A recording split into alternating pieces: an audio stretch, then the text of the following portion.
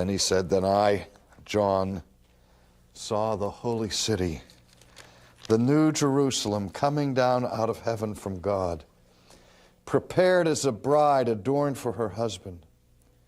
And I heard a loud voice from heaven saying, behold, the tabernacle of God is with men, and he will dwell with them, and they shall be his people.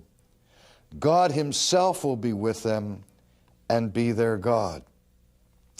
And God will wipe away every tear from their eyes, and there shall be no more death, nor sorrow, nor crying.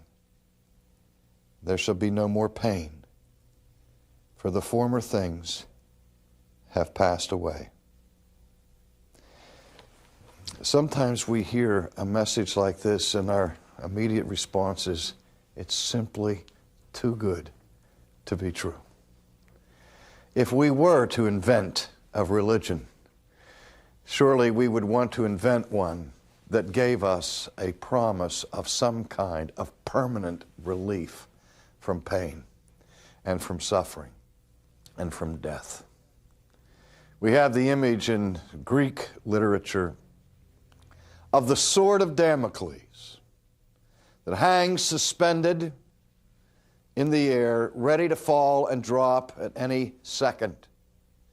And the sword of Damocles represents a constant source of threat that will destroy our happiness.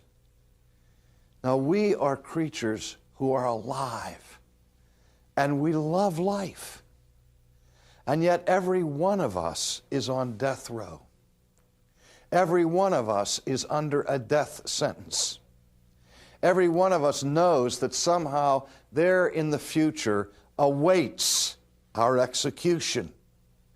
We don't know what form it will take. We don't know what the circumstances of our own demise will be. But that sword of Damocles, that sword of death, hangs over us and casts a pall over all of our plans and our joyous anticipations. And though we try to suppress it, it's always there. The awareness of our mortality. It kind of dampers the thrill and the joy of life, does it not? To have this unknown specter of the unwelcome visitation of the angel of death into our lives. Well, here we are told that there is a moment in history when that last enemy will be destroyed. For in glory, death will be no more. Now, as I said, we could see this simply as the wish projection of people who simply cannot bear the burden of this sword of Damocles that hangs over the neck of every human being. But it isn't just whistling in the dark that we're concerned with here. There is a reason, as the Scriptures tell us, for the hope that is within us. We have already tasted glory. For in the record of the biblical Scriptures, we have the testimony of one who has already defeated death. One who has been there, done that, and come back.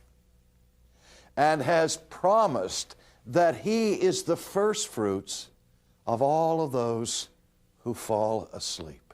That's fundamental to the biblical affirmation of Christian faith. Resurrection. The resurrection of the Christian following the pattern of the resurrection of Christ. It's not simply that Christ was raised for his own vindication, but he was raised as God's promise and demonstration of the surety of that promise, that we will also participate in that resurrection.